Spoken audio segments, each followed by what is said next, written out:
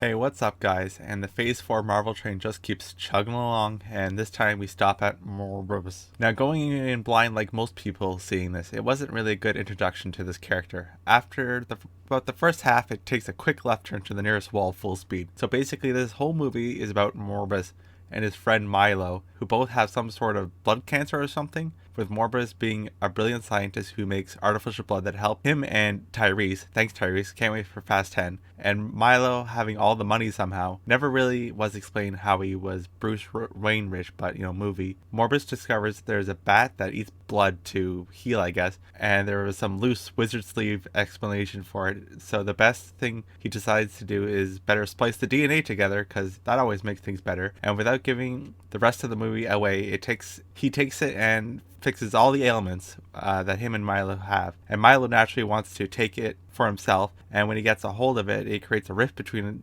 the two friends, as one thinks he's a god now, while the other thinks they're cursed. And the two duke it out for, I guess, who can be the best vampire. Alright, there was a lot of problems in this movie, mostly in the second half, because the first half was okay. I mean, it wasn't spectacular or anything, but it was okay, I guess. And with a lot of boring and lame characters, this is a really bad origin for him. First off, when he gets made from the ship murders, I don't know why he just decides to go to jail. Like, how would this help him? You see him doing a bunch of testing earlier with the artificial blood not working as much anymore. How would going to jail help you research it more? And you're running around out of time before it doesn't work at all anymore, as he's trying not to kill anybody. How would this help you? And on that note, when he breaks out and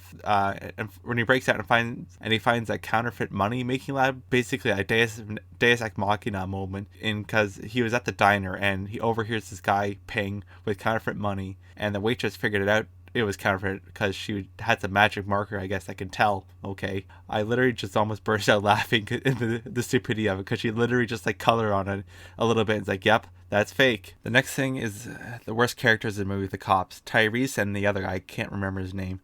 They didn't really do anything the whole movie. They just kind of just recap what happened and re-explain it to us like he didn't see it, like we didn't see it like 10 minutes ago. Every time that he showed up, you knew nothing was going to happen, and they just recap what we just saw a minute ago. And Morbius really needed to be 18 plus. Having scaled back violence to keep the rating down wasn't a good idea, because you have these guys going around with like essentially buzzsaw hands, and they really isn't much blood. It's like there was a lot of implied blood, or someone spilled like ketchup on their shirt or around their neck. If you're gonna have a vampire movie, you need to go all out like Logan. I need to see like limbs flying everywhere, neck bites spraying blood out. Maybe not over the top, but gotta give me something. Not like ketchup stains. And while I'm on this, the fight scenes were okay. There was the shadow effects around them, and to slow it down before the attacks happening, kept it, it kept having its own style while it not being blurry, but having cinematography being really bad. There were some parts you have no idea what's going on, and there were so many shots of walls and rocks and shit when they're going through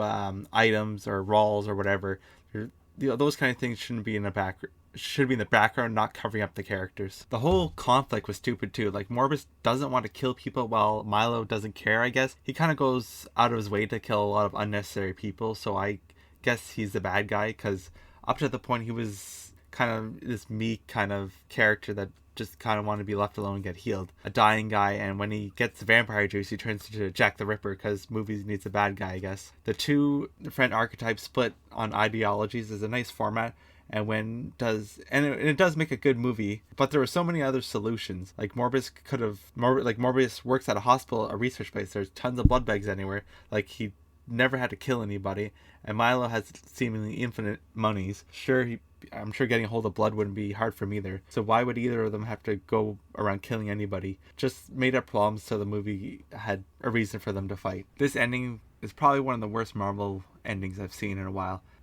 After having all these cinematography problems with the fighting, he magically gets control of all the bats in New York, I guess, to hold Milo down and give him this shot of deadly to human but fatal to bat serum. That's literally how Morbius described it. What a dumb climax. And when he gets the stuff, he's going to use it on himself. He only made one. Did he just forget that there's two of you, and he only remembers that after Milo kidnaps the girlfriend? There were kind of two parts to the end credit stuff. One was the girlfriend gets the vampire powers. I'm guessing because she was dying and they kissed, and I don't know, I guess she likes to chop down, because she was like licking her lips like a weirdo.